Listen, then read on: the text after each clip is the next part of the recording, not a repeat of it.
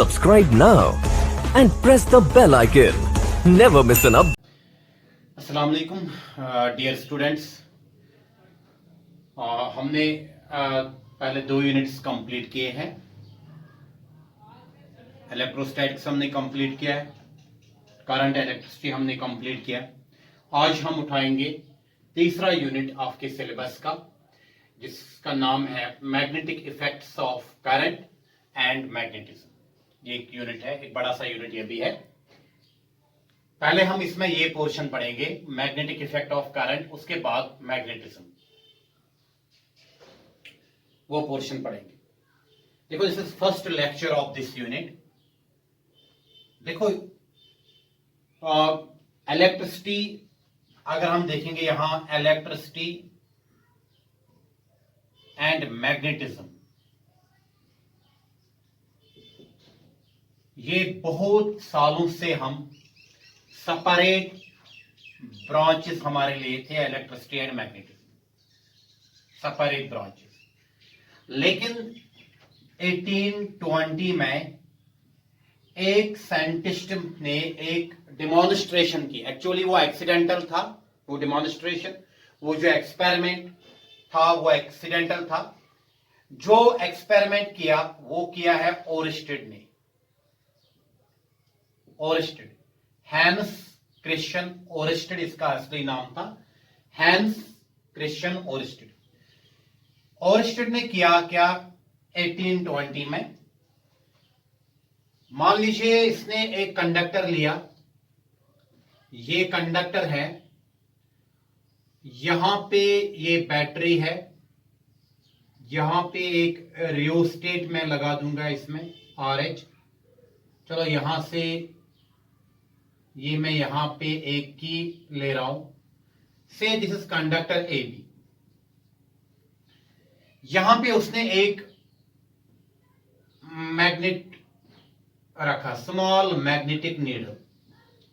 जो आपको पता भी है, मैग्नेटिक नीडल जो होता है वो मैग्नेटिक मटेरियल की बनी है, और मैग्नेटिक नीडल डिफ्लेक्ट होती है। जैसे हम मैग्नेटिक नीडल से डायरेक्शन देखते हैं north south. Small compass needle, compass needle तब डिफ्लेक्ट होता है जब ये मैग्नेटिक फील्ड में होगी। When the magnetic field of compass needle interacts with another magnetic field, then it gets deflected। देखो किया क्या, मान लीजिए यहां पे मैग्नेटिक नीडल है, ये इसका नॉर्थ है और इसका साउथ है। ये ओरस्टेड एक्सपेरिमेंट में बता रहा हूं। अगर ये नॉर्थ है, ये साउथ है, this is normal position of magnetic needle. Normal position, this is normal position of magnetic needle. तो when through this, when key was open, means no current was passing through. Now when the key is open, if we keep key open, no current will pass through the conductor AB। जब की को हम open रखेंगे कोई current AB के through pass नहीं होगा। When there is no current in the wire AB, means there is no motion of charged particles। There is no particular motion of charged particles, there is no motion of charged particle in particular direction। ये needle अपनी normal position पे रहती है, ये deflect होती नहीं। फिर अगर हम इस की को क्लोज करेंगे अब, तो यहां से नेचुरली करंट फ्लो होगा इस डायरेक्शन में। Current will flow from A to B, और ये ओरस्टेड ने देखा मैग्नेटिक नीडल डिफ्लेक्ट हो गई इस डायरेक्शन में, ऐसे ये मैग्नेटिक नीडल इस डायरेक्शन में डिफ्लेक्ट हो गई, यानी मैग्नेटिक नीडल का नॉर्थ डिफ्लेक्ट हुआ। ओरस्टेड ने क्या किया, ओरस्टेड ने अगेन की को ओपन रखा, means no current is passing through A to B, through the wire AB। Magnetic needle अपनी पोजीशन पे वापस आ गई। ओरस्टेड ने दोबारा यहां पे की को क्लोज किया, अब करंट जा रहा है A to B, अगेन ये डिफ्लेक्ट हुआ, ऐसे north of the needle got deflected. तो ओरस्टेड के जहन में आ गया कि कुछ न कुछ हो रहा है when there is current through the wire, because when there is current through the wire needle gets deflected. इसके बाद ओरिस्टेड ने किया क्या, उसने पोलैरिटी ऑफ करंट चेंज की। पोलैरिटी ऑफ करंट जब ओरिस्टेड ने चेंज की, पहले करंट की डायरेक्शन ए टू बी रखी, डिफ्लेक्शन हो गई इस डायरेक्शन में, नीडल हो गई डिफ्लेक्ट इस डायरेक्शन में, देखो नॉर्थ ऑफ द नीडल हो गई डिफ्लेक्ट। मैंने पहले ही बताया आपको, नीडल तब डिफ्लेक्ट होगी जब magnetic field of needle interact करेगा with some external magnetic field या अनदर मैग्नेटिक फील्ड, तब डिफ्लेक्ट होगी। फिर देखेंगे हम ओरिस्टेड ने पाया क्या। मान लीजिए मैं यहां पे रखूंगा ये पॉजिटिव टर्मिनल और ये रखूंगा नेगेटिव, अब करंट होगा इस डायरेक्शन में फ्लो। तो ओरिस्टेड ने ये किया, इसने चेंज की पोलैरिटी ऑफ करंट। अगर पहले करंट हुआ pass A to B, deflection इस डायरेक्शन में, अब क्या हुआ, ओरिस्टेड ने किया क्या, इसने पोलैरिटी ऑफ करंट को चेंज किया। अब direction of current is from A to B, now the direction of current is from A to B. Magnetic needle again deflect हो गई, बट ये हो गई डिफ्लेक्ट इस डायरेक्शन में। This is now deflected in this direction, opposite direction. So there is change in deflection, opposite deflection. तो ओरिस्टेड ने देखा क्या, when a magnetic needle is placed close to current carrying wire, there is deflection in the needle. When there is change in polarity of the current, यानी means when there is change in direction of the current. पहले case में मैंने current को flow कराया ए to B, अब दूसरे case में करा रहा हूं B to A. There is again deflection in the needle, but deflection is in opposite direction. Deflection तो है अब भी। When no current was passed through the wire, when there is no current in the wire, magnetic needle remains in its normal position. Oersted thought on this experiment, और Oersted ने भी ये भी देखा। With the help of this rheostat, Oersted ने क्या किया, उसने magnitude of current increase decrease किया इस वायर में। जब मैग्नीट्यूड ऑफ करंट इंक्रीज किया गया, डिफ्लेक्शन इन नीडल भी इंक्रीज हुआ। जब मैग्नीट्यूड ऑफ करंट डिक्रीज किया गया through the wire, deflection of needle भी डिक्रीज हुआ। Means more the current flowing through the wire, more is the deflection in the needle. और इस नीडल, ये नीडल तब डिफ्लेक्ट हुई जब नीडल को रखा गया close to current carrying wire, such that the magnetic field of earth can be neglected. जब नीडल को बहुत दूर रखा गया करंट कैरिंग वायर से, डिफ्लेक्शन ऑलमोस्ट हुआ नहीं वायर में, there was almost zero deflection. देखो इस पे ओरिस्टेड ने बहुत थिंक किया, बोला कि जब यहां इस वायर में कोई करंट नहीं था, there was no flow of charges in particular direction, the needle remained in its own normal position. When there is current in the wire, means when there is flow of charge through the wire in particular direction, there is deflection in the needle. है ना? When more charge is flowing through the wire, more is the deflection. Yeah, when more the current, more is the deflection. Smaller the current, smaller is the deflection. तो मैंने आपको पहले ही बताया, magnetic needle एक magnetic material है। Magnetic needle तब deflect होगी जब मैग्नेटिक नीडल का मैग्नेटिक फील्ड इंटरेक्ट करेगा दूसरे मैग्नेटिक फील्ड से। तो ओरिस्टेड ने यहां पे बताया कि ये जो करंट कैरिंग वायर है, जरूरी करंट कैरिंग वायर में मैग्नेटिक इफेक्ट होगा, और उसने बताया वो मैग्नेटिक इफेक्ट ऑफ करंट होगा responsible for deflection of needle. उसने बताया जरूरी करंट कैरिंग वायर में मैग्नेटिक इफेक्ट ऑफ करंट होगा, और उस मैग्नेटिक इफेक्ट ऑफ करंट की वजह से मैग्नेटिक नीडल डिफ्लेक्ट होगी। मीन्स दैट उसने बताया there is production of magnetic field around the current carrying wire, and that magnetic field of current carrying wire will interact with the magnetic field of magnetic needle in a compass needle.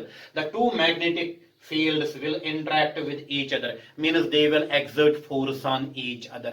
As magnetic needle is very very small as compared to current carrying wire, there will be more if they exert equal and opposite force, but if needle is small, there will be more acceleration in the needle as compared to the current carrying wire. As a result, magnetic needle gets deflected.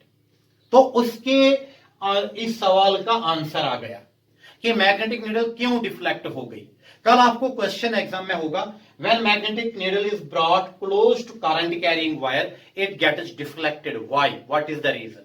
इसका आपको ये reason लिखना है. When magnetic needle is brought close to current carrying wire, there is magnetic field around the current carrying wire due to the flow of charges through the wire, या due to current in the wire, which interacts with the magnetic field of the needle.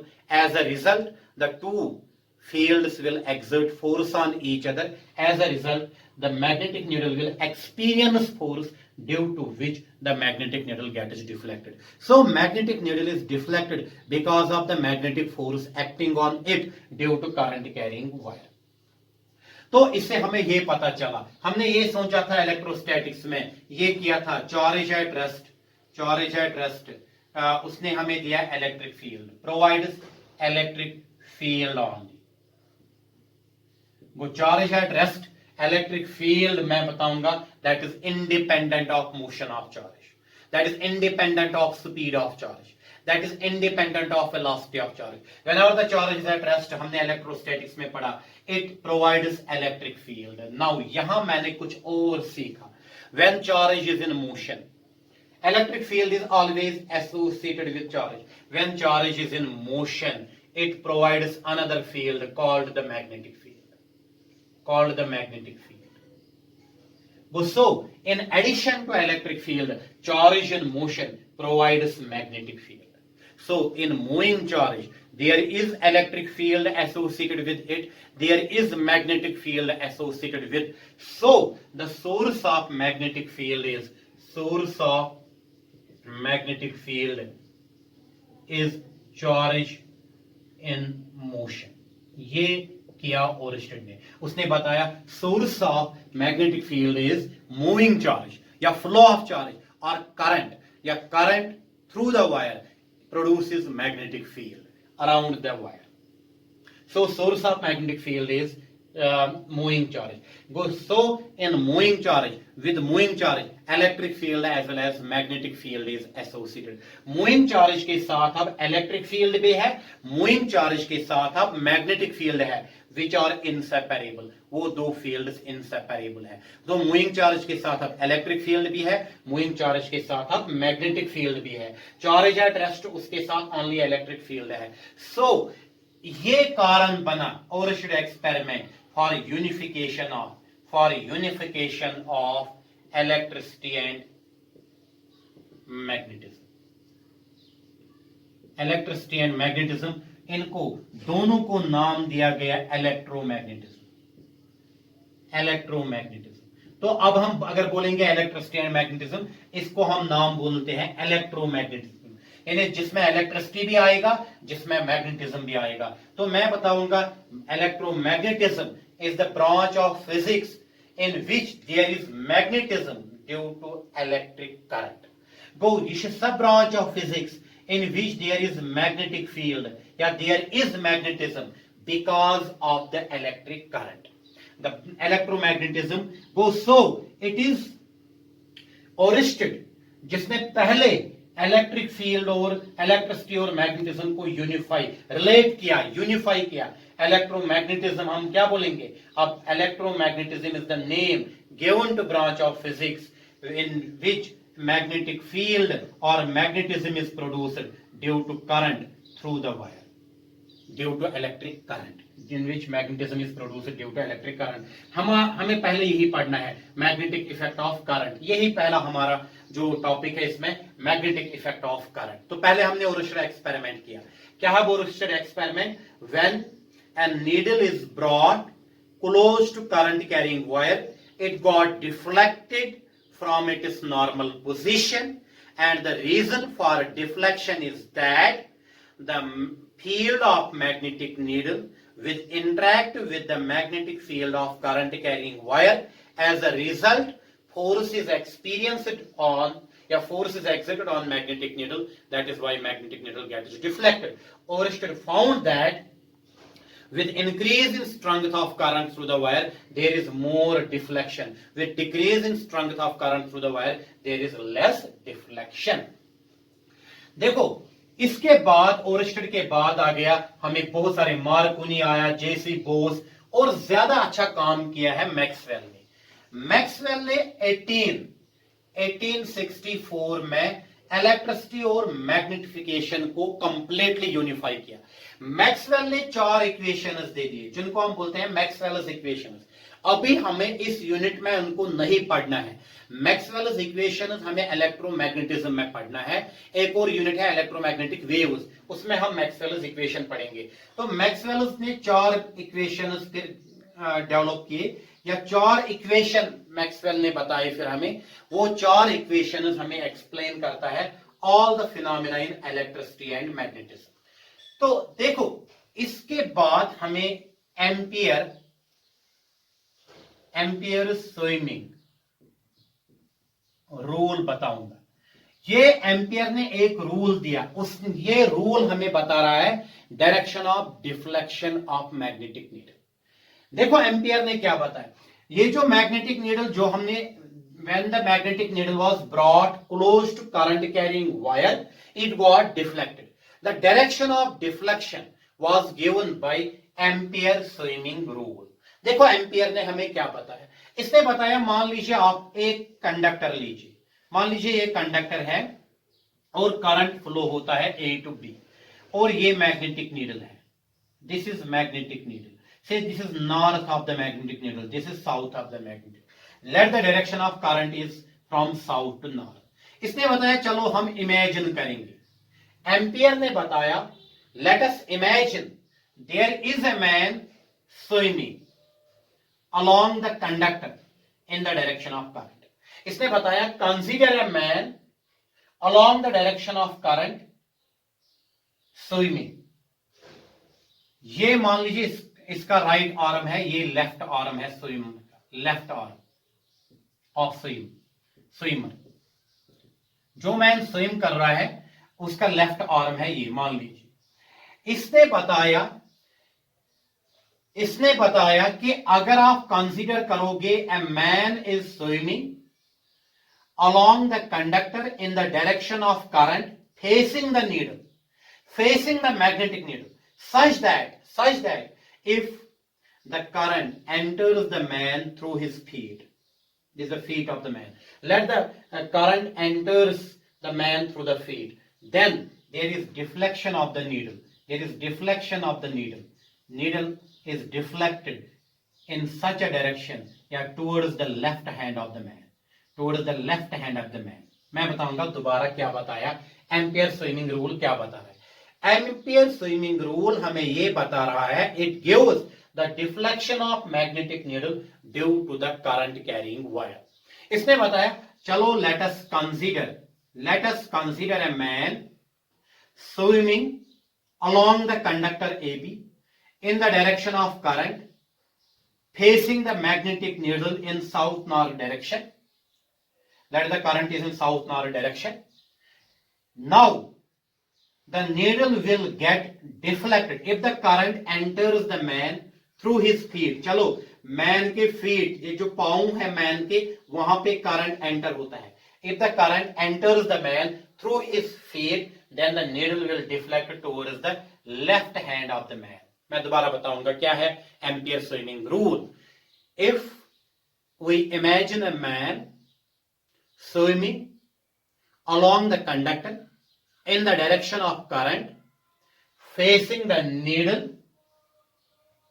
such that current enters through the feet of man, then deflection of north pole of the needle, and then the deflection of north of the needle is towards the left hand of the man, is towards the left hand of the man। या short में हम इसको ऐसे भी रख सकते हैं, एक वर्ड हम याद रखेंगे स्नो। मैंने यहां लिखा वर्ड स्नो, SNOW कैपिटल में। स्नो क्या है हम बता रहे हैं, late us imagine that current is flowing through the wire placed over the magnetic needle in from south to north. And if current is flowing through the wire, wire कहां पे मैंने रखा? Placed over the needle. ये है needle. Wire is over the needle. Placed over the needle such that the direction of current is south to north, and then the north of the needle will deflect towards the west. Towards the west. देखो क्या, ये आप ऐसे snow rule इसको बोलते हैं, snow rule. तो direction of deflection of magnetic needle placed close to current carrying wire, हम ये रूल याद रखेंगे. Let if a current is flowing through the wire placed over the needle from south to north, SN, south to north, then deflection of needle, north of the needle is towards the west. Deflection of the needle, north of the needle is towards the west. दोबारा मैं बता रहा हूं. Now source हमने बताया, whenever the charge is in motion, it provides both electric field as well as magnetic field. When it is in at rest, it provides only magnetic field, electric field. Sorry. तो snow rule क्या बता, दोबारा बता रहा हूं. When a current is flowing through the wire from south to north placed over the needle, then north of the needle will get deflected towards the west. ये याद रखना. चलो अगर मैं अब बता रहा हूं मेरे पास एक कंडक्टर है. Now let us consider a straight conductor carrying current I in upward direction, outwards. Let us assume that this conductor is passing through the cardboard या through the plane sheet carrying iron fillings. मैं बता रहा हूं आपको, यहां पे मान लीजिए this is a cardboard, this book is a cardboard, this is a current carrying conductor, it is passing through this cardboard. और इस cardboard पे मैंने रखे आयरन फिलिंग्स, छोटे छोटे आयरन पीसेस. तो जब करंट कैरिंग वायर हमने पास किया थ्रू द कार्डबोर्ड, ये आयरन फिलिंग्स ने अपने आप को अरेंज किया. These iron filings arranged themselves in the form of concentric circular paths. ये यहां पे भी मैं बताऊंगा direction of current in downward direction. यहां पे मैं बता रहा हूं, यहां पे भी यही हुआ. मैंने बताया क्या किया.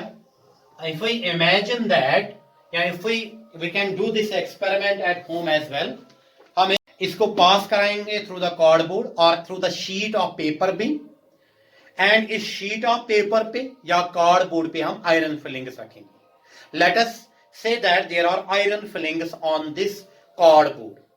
Now when the current carrying wire is passed through cardboard, these iron fillings arrange themselves in the form of concentric circular paths. उससे हमें क्या पता चला? ऑलरेडी हमने ये देखा, when there is current through the wire, there is magnetic field.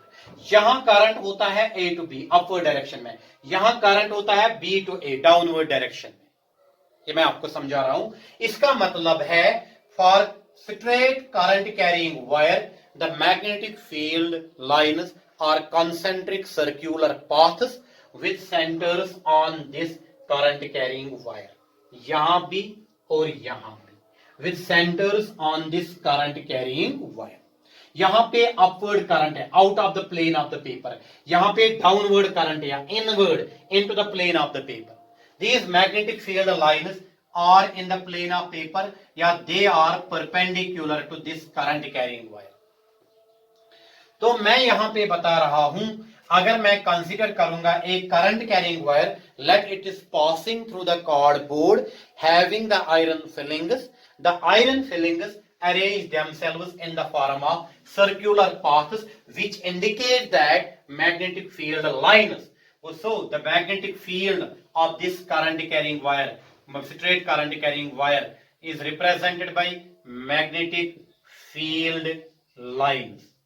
Is represented by magnetic field lines, and these magnetic field lines for current carrying circular wire or concentric circular paths. तो अब क्या करेंगे, जब देखें, अगर हम देखेंगे practically, close to the wire these circular paths are crowded, and जब हम वायर से दूर दूर जाते हैं, these circular paths are farther apart, यहां भी they are crowded close to the wire. इसका मतलब यह है magnetic field close to the wire is stronger. When we move away from the wire, the strength of magnetic field due to current carrying wire will go on decreasing. In a close to the wire, there is more magnetic field. If we move away from the wire, there is less magnetic field. In magnetic fields का direction हम देते हैं right hand thumb rule से. Right hand thumb rule क्या बता रहा है, देखो मैं बताऊंगा, let the current is in upward direction in conductor A B, current is in upward direction. देखो राइट हैंड थंब रूल क्या बता रहा है, let us hold this conductor in our right hand. यहां पे मैंने किया, देखो this tip of the pen, मान लीजिए this the direction of current, current is in upward direction. अब देखिए करंट को मैंने अपवर्ड डायरेक्शन में रखा, और दिस इज ए कंडक्टर, मैंने कंडक्टर को अपने हाथ में लिया, such that the thumb of my right hand is in the direction of current. If thumb of my right hand is in the direction of current and I will curl the fingers of my right hand. अगर आप देखोगे curl, I will curl the fingers of my right hand, the direction along which fingers of my right hand will go, that will give the direction of magnetic field. That will give the direction of magnetic field. So here the direction of magnetic field line is this anti-clockwise direction. ये anti-clockwise direction. देखो क्यों, मैं ऐसे रखूंगा right hand, thumb रखूंगा in the direction of field, and the direction along which the fingers of my right hand will go will give the direction of magnetic field. So magnetic field is anti-clockwise. Now अगर हमें magnetic field किसी point पे भी निकालना होगा, मान लीजिए ये magnetic field लाइन है, ये closed loop, magnetic field lines are closed loops, और मुझे यहां पे स्ट्रेंथ ऑफ मैग्नेटिक फील्ड निकालना है पॉइंट ए पे. जिस पॉइंट पे हमें मैग्नेटिक फील्ड निकालना होगा स्ट्रेंथ, वहां पे हम टेंजेंट ड्रॉ करेंगे, एंड यहां पे ये डायरेक्शन ऑफ मैग्नेटिक फील्ड होगा. And the direction of magnetic field at a particular point is along the tangent drawn to the magnetic field line at that point. अगर यहाँ पे tangent डालेंगे, देखो ये जो magnetic field है, it is out of plane. It is here current, if current is in upward direction, मैं बताऊंगा magnetic field is out of plane. वो हम डिनोट करते हैं ऐसे डॉट से. तो आउटवर्ड मैग्नेटिक फील्ड या आउटवर्ड करंट या upward current is denoted by dot. तो अगर हमें अपवर्ड मैग्नेटिक फील्ड देखना है, उसके लिए हमने कन्वेंशन यूज की इस यूनिट में, ये डॉट. अगर हम यहां पे देखेंगे, देखो this is the case, magnetic field is in opposite direction या current is in opposite direction, it is in downward direction या इनवर्ड डायरेक्शन. मैं ये लूंगा डायरेक्शन ऑफ करंट, ये टिप मैं इसको रखूंगा अपने राइट हैंड में. देखो अगर मैं इसको right hand, I will keep thumb of my right hand in the direction of current downward. देखो फिंगर्स किस डायरेक्शन में कर्ल होंगे, fingers will curl in this direction. अगर आप यहां पे देखोगे fingers will curl in this direction. आप देखिए मैंने the thumb of my right hand is in the direction of current, fingers will curl the direction along which the fingers of my right hand will give the direction of the magnetic field. यहां पे magnetic field है इस direction में clockwise. तो सो downward direction के लिए magnetic field clockwise, upward current के लिए मैग्नेटिक फील्ड, देखो डाउनवर्ड करंट के लिए magnetic field clockwise, upward current के लिए मैग्नेटिक फील्ड एंटी क्लॉकवाइज. अगर यहां पे भी कहीं पे भी हमें अब मैग्नेटिक फील्ड निकालना होगा, मान लीजिए यहां पे मैं I will draw tangent is direction, this is the magnetic field at this point, and this if the current in the wire is in downward direction, मैं बताऊंगा field is in the paper, in the plane of paper, it is denoted by cross. So inward field is denoted by cross, outward field is denoted by dot. ये sign convention मान के हम चलेंगे यहाँ पे. तो अब हमने यहाँ पे फिलहाल क्या सीखा, हमें पढ़ना है मैग्नेटिक इफेक्ट ऑफ करंट. यानी there is magnetic field due to current, there is magnetic field due to charge in motion. Whenever the charge is in motion, it has additional field. In addition to electric field, it has magnetic field associated with it. तो ये जो magnetic field है, जैसे हम बताते हैं electrostatics में, electric field conveys energy end moment. Electric field हमें एनर्जी एंड मोमेंटम, एक्चुअली वो इलेक्ट्रिक एनर्जी और मोमेंटम दे रहा है। And electric field is not established instantaneously, but electric field due to charge takes finite time to propagate एक जगह से दूसरी जगह जाने में। अगर यहां पे मैंने चार्ज क्यों रखा, ड्यू टू दिस चार्ज क्यों, there is electric field, you know, मैंने वो पढ़ाया, that electric field is represented by electric field lines. और ये इलेक्ट्रिक फील्ड लाइन कॉन्सेप्ट पहले हमने दिया है मैक्स फैराडे ने इसे ट्रस्ट किया है इलेक्ट्रिक फील्ड लाइंस पे। तो जब मैग्नेटिक फील्ड, हमें तो मैग्नेटिक फील्ड की भी जरूरत पड़ी, इलेक्ट्रिक फील्ड की भी जरूरत पड़ी, तो इन फील्ड लाइंस को फिर इनकॉर्पोरेट किया मैक्सवेल ने। ज्यादा काम फिर इन पे मैक्सवेल ने किया। तो ये जो इलेक्ट्रिक फील्ड मैंने बताया, whenever the charge is at rest it provides the electric field, and that electric field actually gives us energy and momentum, and that electric field is not established in the space around the charge, not instantly, but it takes finite time to propagate. So electric field conveys energy and momentum, and it does not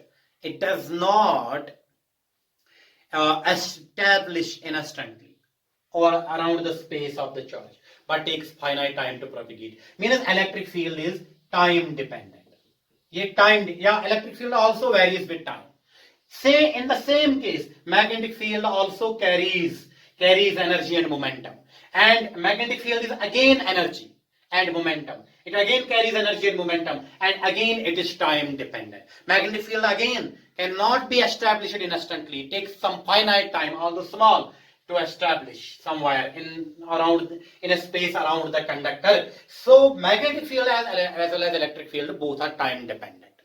Magnetic field is represented by magnetic field lines which are closed paths, but electric field lines are represented. Electric field is represented by electric field lines which do not form closed paths. They are discontinuous curves, but magnetic field lines are continuous closed curves. ये हमें detail में पढ़ना है magnetic field lines. मैं थोड़ा बता रहा हूँ introduction. It was all about introduction about the magnetism unit. देखो अब हमें most important question करना है इसमें। अगर आपने ये क्वेश्चन समझा, I will guarantee you that कि आपको ये सारा यूनिट आएगा magnetic effect of current. Question देखो है क्या, force on moving charge in uniform magnetic field.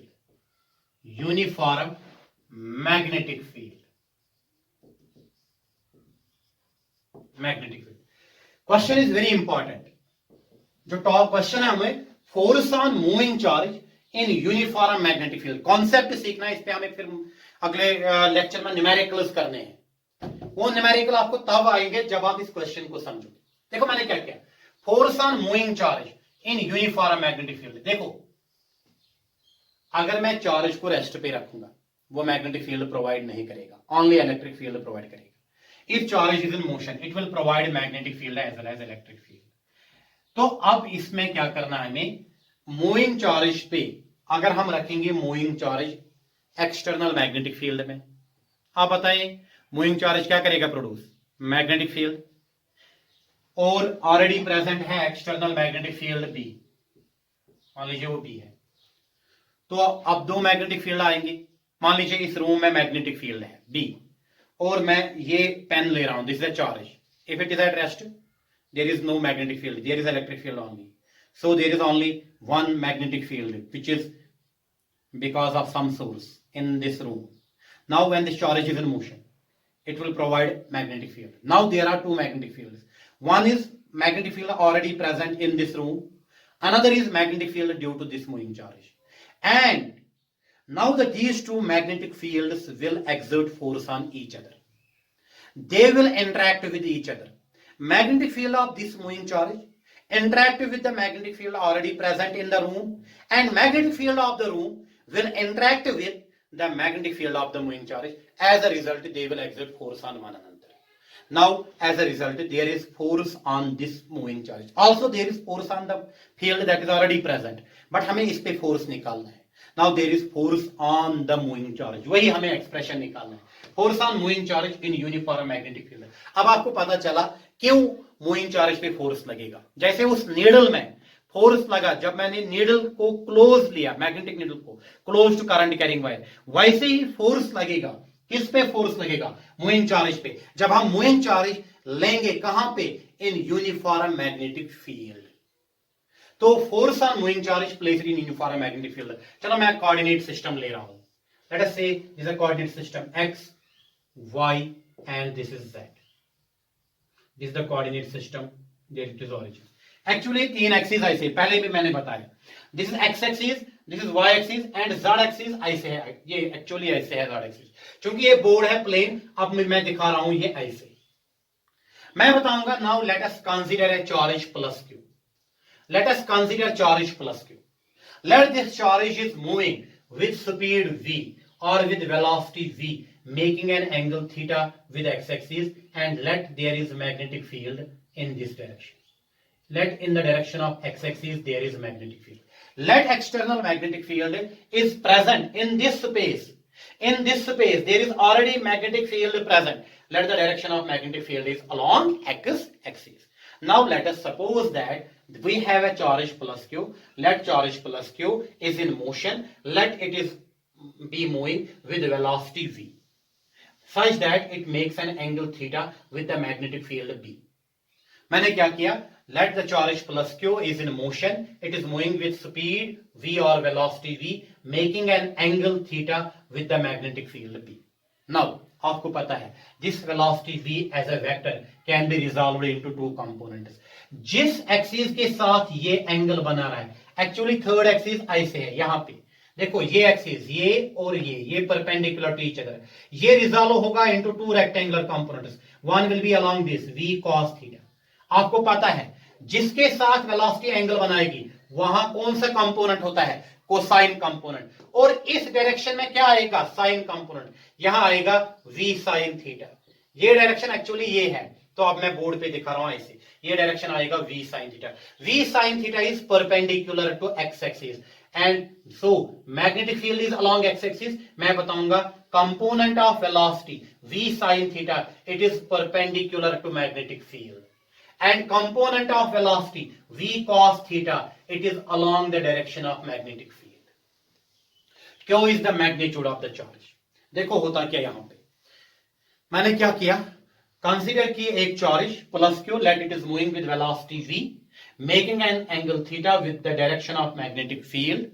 Now velocity v is resolved into two components, velocity vector v cos theta along the direction of field and v sin theta perpendicular to the magnetic field.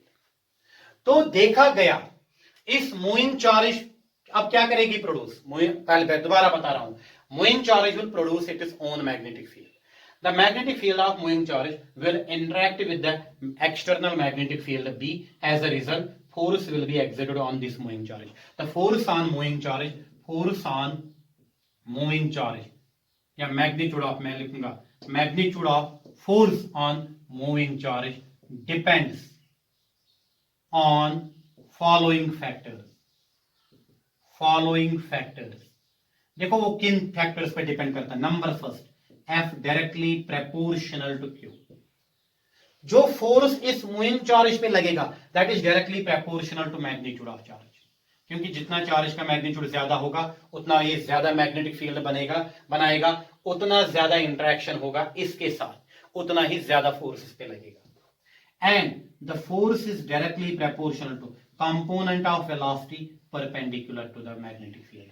It is directly, जितना अगर component of velocity perpendicular to magnetic field ज्यादा है, ये देखा गया, ये observe किया गया, इस चार्ज पे ज्यादा फोर्स लगता है. और थर्ड, तीन फैक्टर्स पे डिपेंड करे, it is directly proportional to magnitude of external magnetic field.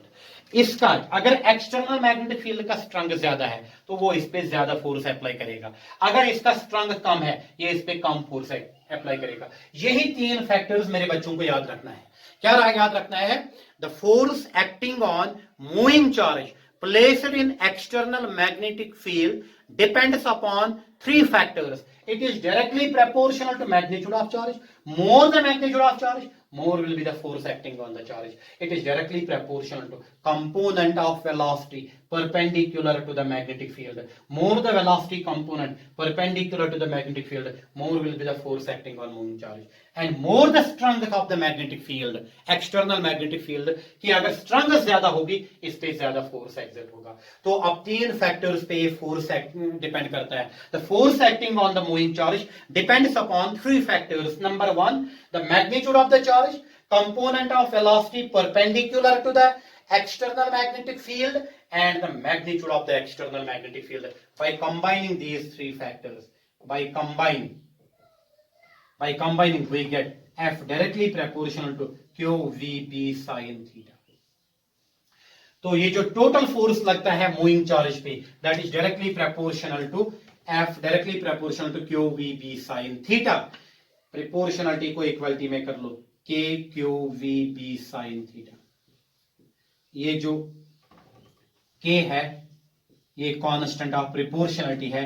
In SI unit its value is 1 in SI unit. तो K क्या है? K is constant of proportionality. In SI unit value of K is equal to 1. तो so F is equal to K QVB sin theta. K is 1, then F is equal to QVB sin theta. यहां पे हमें ख्याल रखना है. This is the magnetic force acting on the moving charge. देखो अब magnetic force acting on moving charge कितना है? F is equal to QVB sin theta. मेरे बच्चे हमेशा इस इक्वेशन को याद रखेंगे. मैं आपको बोलूंगा what is the magnitude of force acting on moving charge in external magnetic field. मेरे बच्चे क्या बोलेंगे? Sir it is QVB sin theta. What is Q? Magnitude of charge. What is V? Velocity of charge. What is B? Magnitude of external field. What is theta? Angle between velocity and magnitude of angle between velocity and magnetic field. आपने बेटा ये किया A cross B. A cross B है ना third vector, वो किसके बराबर होता है? AB sin theta into n cap. n cap होता है direction. In A cross product of two vectors is again A vector and his magnitude is AB sin theta. अगर मैं इसका यहां पे बता रहा हूं QVB sin थीटा, अगर एक A के बदले Q, V, B के बदले B है, तो A क्रॉस B किसके बराबर होता है? AB sin theta. ये n कैप होता है, ये देता है डायरेक्शन, क्योंकि cross product of two vectors is again A vector. तो अगर मैं यहां पे बता रहा हूं QVB sin थीटा, क्या मैं इन वेक्टर फॉर्म इसको ऐसे भी नहीं लिख सकता हूं? इन वेक्टर फॉर्म, इन वेक्टर फॉर्म क्या है? इसको मैं F को नहीं लिख सकता हूं Q into V cross B. क्या मैं V क्रॉस B को ऐसे नहीं लिख सकता हूं? VB sin theta. तो यहां पे लिखूंगा मैं n cap B. n cap है यूनिट वेक्टर, उसका मैग्नीट्यूड है 1. कहीं कंफ्यूजन ना हो, मैं यहां पे बता रहा हूं आपको. तो इसका मतलब जो the force acting on the moving charge in external uniform magnetic field is F is equal to Q into V cross B. It is the cross product of velocity and the magnetic field. तो इस force की direction कौन देगा? जो मैंने पहले बताया, right hand thumb rule. देखो आपको क्या करना है, अगर यहां पे आप कर्ल करोगे फिंगर्स, देखो ये मैंने यहां पे बताया, it is the direction of velocity of the charge, it is the direction of magnetic field. If I keep the thumb here, if I curl my fingers of right hand from, I say, from V to B, the direction along which thumb goes gives the direction of force acting on the moving charge. The direction of force acting on this moving charge is given by right hand thumb rule. मैं आपको यहाँ पे और बता रहा हूँ. मान लीजिए यहाँ पे है ये velocity, यहां पे है ये magnetic field. This is the angle theta between the two. I have to curl the fingers of my right hand in the direction of V to B. I will curl the fingers of, देखो यहां पे, of my right hand A to B.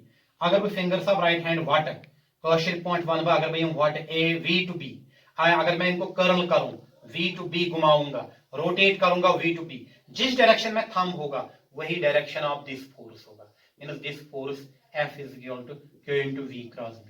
मैं बताऊंगा the force acting on moving charge in magnetic field is perpendicular to the plane containing V cross B or it is in the direction of V cross B. अगर आप यहाँ पे बताओगे ये आएगा इस डायरेक्शन में, देखो अगर हम यहाँ से यहाँ तक कर्ल करेंगे पॉजिटिव चार्ज, ये आएगा इस डायरेक्शन में, तो यहाँ जाएगा force F is equal to Q into V cross B. तो अगर मैं यहाँ पे लिखूंगा जे कैप, क्योंकि अगर ये एक्स एक्सिस आई कैप, ये जेड एक्सिस के कैप, ये वाई एक्सिस यहाँ से जे कैप, इसको मैं ऐसे भी लिख सकता हूँ F is equal to Q into V cross B के. तो so the force acting on moving charge in external magnetic field is perpendicular to the plane containing V and B or it is in the direction of V. Force is given by right hand thumb rule. We have to curl the fingers of our right hand in the direction of V to B or from V to B, the direction along which thumb goes gives the direction of the force. तो यहाँ ये direction of force देगा. मैंने यहाँ पे बताया अगर magnetic field along x axis and velocity is here, then ये जो फोर्स होगा it is perpendicular to this plane containing V and B और it is in the direction of V cross B. देखो यहां में अगर आप नेगेटिव चार्ज ले रहा हूं, यहां पे मान लीजिए मैं नेगेटिव चार्ज ले रहा हूं माइनस क्यू, यहां पे मैं नेगेटिव चार्ज माइनस क्यू ले रहा हूं, तब जाके यहां पे देखो इक्वेशन क्या बनेगी, F will be equal to minus Q V cross B. क्या बनेगा minus Q we cross B. अगर मैं नेगेटिव चार्ज को घुमाऊंगा माइनस क्यू चार्ज को, ये याद रखना, यहां पे प्लस क्यू चार्ज घुमाया, the direction of the force was upwards out of the plane. अगर मैं आप माइनस क्यू चार्ज को घुमाऊंगा ये आएगा F is equal to minus Q we cross b. This is actually magnetic force acting on moving charge. ये magnetic force acting on moving charge है. तो अब ये बताओ कितना आ गया, F is equal to minus Q we cross b. आपने ये किया है ना, A cross B is equal to minus times B cross a. आपने किया A cross B minus times B cross A. तो अगर आप यहां पे देखोगे क्या मैं इसको नहीं लिख सकता हूं Q into B cross V, ये मैं ऐसे भी लिख सकता हूं.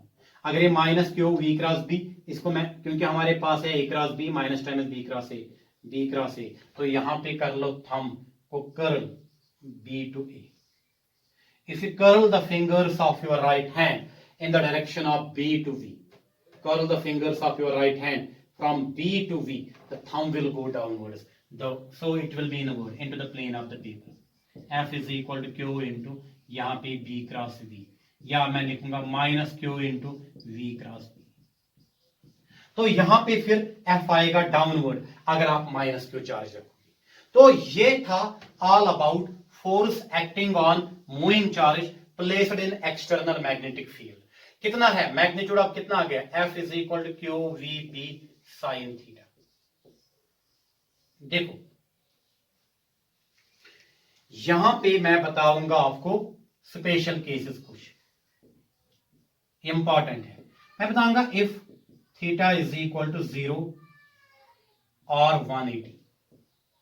थीटा 0 मतलब क्या, V पैरेलल टू B या V is along to B और V anti to B. या मैं V लूंगा in the direction of magnetic field, मैं चार्ज को घुमाऊंगा in the direction of magnetic field. अगर मैग्नेटिक फील्ड इस डायरेक्शन में है मैं चार्ज को भी इसी डायरेक्शन में घुमाऊंगा, या घुमाऊंगा इस डायरेक्शन में opposite to the field. Go means अगर मैग्नेटिक फील्ड इस डायरेक्शन में है चार्ज भी मूव करूंगा इस डायरेक्शन में, यहां करूंगा अपोजिट टू द फील्ड.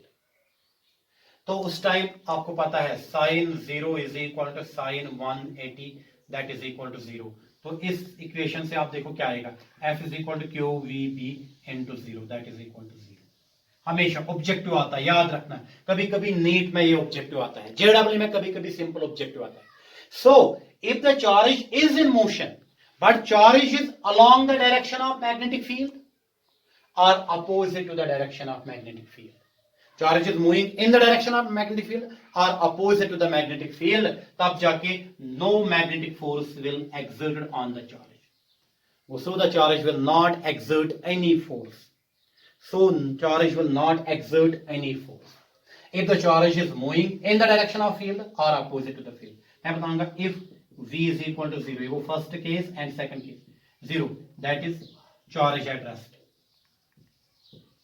आपको पहले ही पता है, जब चार्ज रेस्ट पे रखेंगे वो मैग्नेटिक फील्ड नहीं बनाएगा।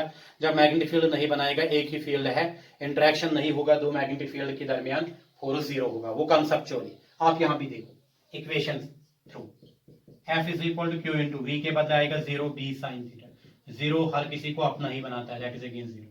So if charge is either at rest, magnetic force acting on the charge in external magnetic field is zero. If charge is in motion but is moving along the direction of magnetic field or opposite to the magnetic field, again no magnetic force is acting on the charge. Now, अब मैं बताऊंगा if third point V is equal to 90 degree, that is if V is equal to 90 degree, that is charge is moving perpendicular to magnetic field. Means अगर magnetic field इस direction में है X axis में, charge is moving along Z axis. यहां से charge सारी velocity है along Z axis, सारी वेलोसिटी। तो उस टाइम ये एफ देखो कितना आएगा, F is equal to Q V B sine of 90। हर किसी स्टूडेंट को मालूम है साइन 90 इज 1, तो F is equal to Q V B, that is maximum force. Maximum force will be exerted on the charge. So when maximum force is exerted on the moving charge in external magnetic field, when the charge is moving in a direction perpendicular to external magnetic field, the force acting on the charge, magnetic force acting on the charge is maximum and its magnitude is F is equal to QVP, maximum force. तो अगर मैं अब बताऊंगा, कभी कभी ये आता है if थीटा इज 270 यानी 3π/2, अगर रेडियन में लेंगे तो आपको पता है साइन ऑफ 3π/2 चेक करना ऑलवेज -1। उस टाइम फोर्स आएगा QVB इंटू -1 माइनस QVB। ये भी हमने किया। तो ये थे स्पेशल केस। अब 1-2 मिनट लगेंगे हमें, 1-2 मिनट में करूंगा मैं ये। तो अब आपने ये सीखा, when charge is moving in external magnetic field, the force acting on the charge is F is equal to Q V B sin theta, or in vector form it is Q into E cross B. Direction of force is perpendicular to the plane containing V and B, or in the direction of V cross B given by right hand thumb rule. The force acting on the charge is maximum when charge is moving perpendicular to the magnetic field. It is minimum, that is zero, when charge is either at rest or it is moving along the direction of field or opposite to the field, है ना। अब मैं बताऊंगा magnetic vector, या इसको बोलते हैं magnetic flux density, flux density, या मैं बोलूंगा इसको एक और नाम बोलते हैं मैग्नेटिक फील्ड खाली इंटेंसिटी भी, या हम बोलते हैं मैग्नेटिक इंडक्शन। इन्हें हम definition of magnetic field at a particular point निकालेंगे। मैग्नेटिक फ्लक्स डेंसिटी या मैग्नेटिक वेक्टर या मैग्नेटिक फील्ड या मैग्नेटिक इंडक्शन हम डिफाइन करेंगे। ये सारे एक ही है। हमने ये किया F is equal to Q V B sine theta. हमें एक्चुअली बी को डिफाइन करना है, इंटेंसिटी ऑफ मैग्नेटिक फील्ड को डिफाइन करना है। मैं ये सारा यहां शिफ्ट करूं, क्या आएगा ना, F divide by Q B sine theta, Q V sine theta is equal to B.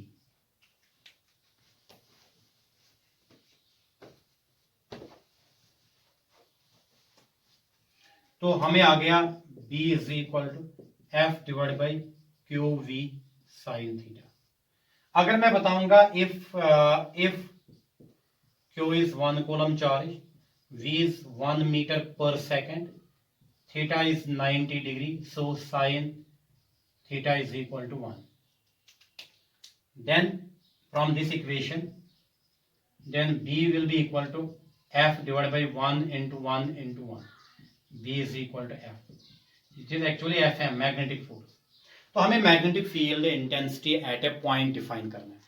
अगर ये एक्सटर्नल मैग्नेटिक फील्ड है, in the magnetic field we have to define intensity of magnetic field.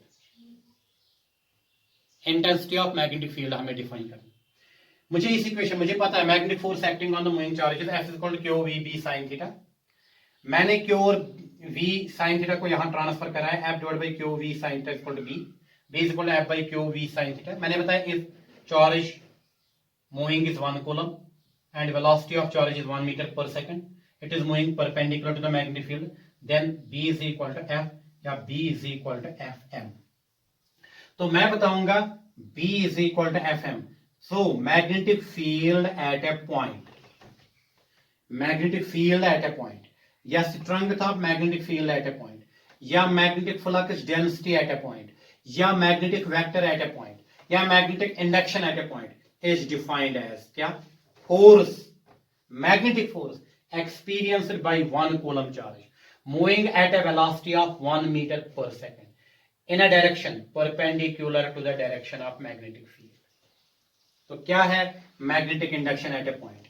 वो magnetic induction at a point B is equal to actually क्या है F। Magnetic induction at a point B is equal to F is actually force experienced by 1 coulomb charge moving with a velocity of 1 meter per second in a direction perpendicular to external magnetic field। So magnetic induction at a point in the magnetic field is defined as force experienced by 1 coulomb charge provided 1 coulomb charge is moving with a velocity of 1 meter per second in a direction perpendicular to external magnetic field। देखो इस magnetic field का unit है SI unit, इसका SI unit है, SI unit है इसका Tesla, या हम बोलते हैं वेबर पर मीटर स्क्वायर। टेस्ला इसका नाम आया है निकोला टेस्ला, एक फिजिस्ट है, इसके नाम पे इसका यूनिट आया टेस्ला, कैपिटल टी से डिनोट करते हैं। तो मैग्नेटिक फील्ड का यूनिट है टेस्ला या वेबर पर मीटर स्क्वायर। अब हम डिफिनीशन ऑफ 1 टेस्ला करेंगे, हम टेस्ला को भी डिफाइन करेंगे। अब हमने बी निकाला F divide by Q V sine theta. चलो मैं बताऊंगा if magnetic force acting on the charge is 1 newton and charge is 1 coulomb, velocity is 1 metre per second, theta is 90 such that sin of theta is equal to 1। मैं बताऊंगा let us suppose that 1 coulomb charge is moving with a velocity of 1 meter per second in a direction perpendicular to external magnetic field, in a direction perpendicular to the magnetic field, and if 1 Newton is the force experienced by this charge, then B is equal to 1 Newton बटा 1 coulomb 1 meter per second। इसको हम ऐसे भी लिख सकते हैं 1 Newton coulomb. देखो आपको पता है करंट इज चार्ज पर time, that is coulomb per second. Coulomb per second के बदले मैं लिख सकता हूं 1 एम्पियर मीटर, इसको मैं ऐसे लिख सकता हूं 1 newton ampere inverse metre inverse, वही होता है 1 टेस्ला। तो सो 1 टेस्ला, अगर हम बोलेंगे magnetic field induction at a point is said to be 1 tesla if 1 Newton force, 1 Newton magnetic force is experienced by 1 coulomb charge moving with velocity of 1 meter per second in a direction perpendicular to external magnetic field, in a direction perpendicular to external magnetic field, है ना? तो that is 1 Tesla। तो इसका CGS unit है Gauss, CGS unit है इसका Gauss. 1 Gauss is equal to 10 power minus 4 Tesla। 1 Gauss is equal to 10 power minus 4 Tesla, इसका CGS unit है। और Earth's magnetic field is very very small, the magnetic field strength of Earth is 3.6 into 10 power minus 5 Tesla, this is the strength of Earth's magnetic। देखो इस question पे हमें बहुत सारे और पॉइंट्स डिस्कस करने हैं जो मैं अगले वीडियो में डिस्कस करूंगा। फिलहाल ये लेक्चर मैं यहां ही कंक्लूड करूंगा एंड आई होप कि आपने ये क्वेश्चन समझा। थैंक्स।